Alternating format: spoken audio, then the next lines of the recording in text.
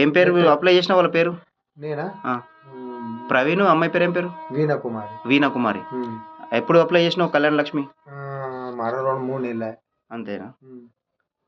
అంటే ఎలక్షన్ అయినాక అప్లై చేసినావా? ఏం ఎలక్షన్? ఇప్పుడు ఎమ్మెల్యే గెలిచినాక అప్లై చేసినా?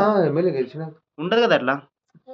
కళ్యాణ లక్ష్మి అనేది ఓన్లీ వీళ్ళతో వెళ్ళిపోయింది, కేసీఆర్ తోటే వెళ్ళిపోయింది.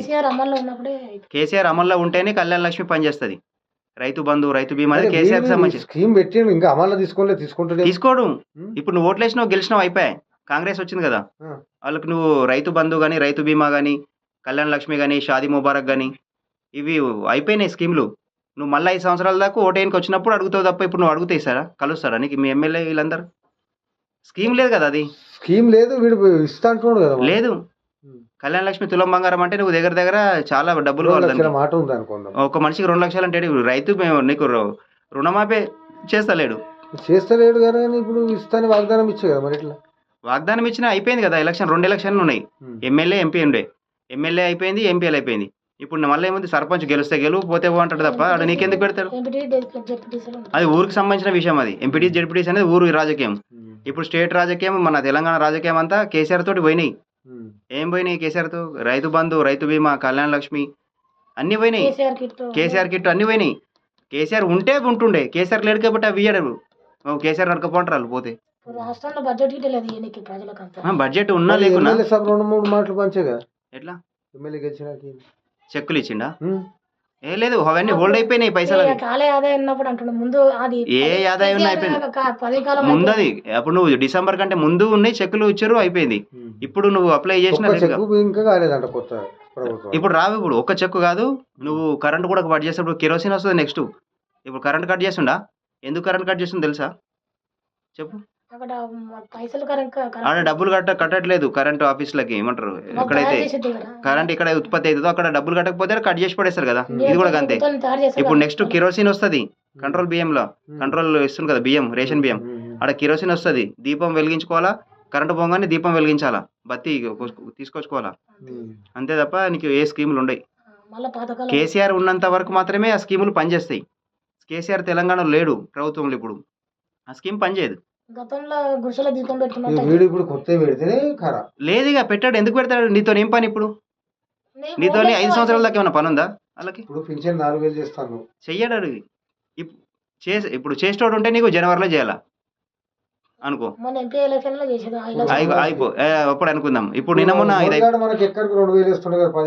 అవును, మోడీ కేంద్రంలోనే చేస్తాడు. ఇక్కడ తెలంగాణలో ఎవరున్నారు? కాంగ్రెస్ ఉంది కదా. కాంగ్రెస్ ఉన్నప్పుడు నీతో ఏం పని? ఇంకా మళ్ళీ 5 ఏళ్ళకి నీకు ఓటడానికి వచ్చినప్పుడు మాత్రమే నీతో పని, రాములతో పని ఉంటుంది. అప్పుడు నీకు అడుగుతాడు, మళ్ళీ నేను అప్పుడు వేస్తా అని చెప్పి. ఇప్పుడు నీకు గింషన్ పెంచుడు ఉండదు. ఏది కేసీఆర్ ఏదైతే ఉందో అది ఇస్తుండే తప్ప నీకు 4000 పింఛన్ వాడికి ఇచ్చిండా? కళ్యాణ లక్ష్మి ఇచ్చిండా? అవి తీసేసిండు స్కీములు. ఎందుకు తీసేసిండు అంటే వాళ్ళ రాహుల్ గాంధీకే పెళ్లి కాలేదు, మా సార్కే పెళ్లి కాలేదు, మీకు ఎందుకు వెళ్ళరా పోయి కళ్యాణ లక్ష్మి అని చెప్పి వాడు ఎందుకు పెడతాడు? ఇప్పుడు కేటీఆర్కి పెళ్ళి అయింది, 2 పిల్లలు ఉండ్రు. హరీష్ రావుకు పెళ్ళి అయింది, పిల్లలు ఉండ్రు. వాళ్ళు అరే మన పిల్లలతో పాటు అందరు జనరేషన్ ఎదగాలని చెప్పి వాళ్ళు చెప్తారు.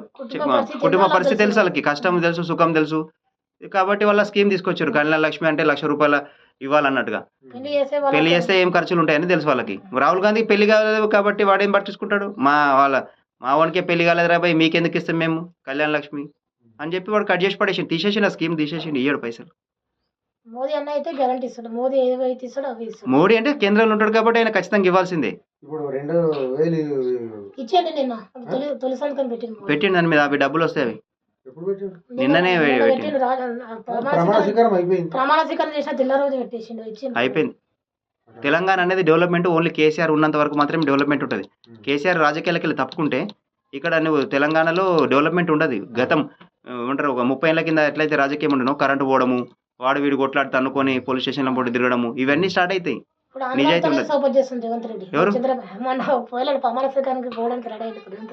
రేవంత్ రెడ్డి ఆంధ్రంతో కాదు, నువ్వు ఎవడెంబడంటే వానెంబడి తిరుగుతాడు. అట్లా ఇప్పుడు మొగోడు విడిచిపెట్టినట్టు ఆడది ఎట్లా తిరుగుతుంది, అట్లా రేవంత్ రెడ్డి కూడా గంతే. అంతే తప్ప ఆడ వానికి తిరుగుడు అక్కడ కూడా మోడీ దగ్గరికి ఎందుకు పోతాడు? కాంగ్రెస్ లో ఉన్నాడు, పోతుండాడు. అట్లా కేసీఆర్ ఎట్లా పోయిండా? ఇప్పుడు కేసీఆర్ ఎట్లా చేసిండు?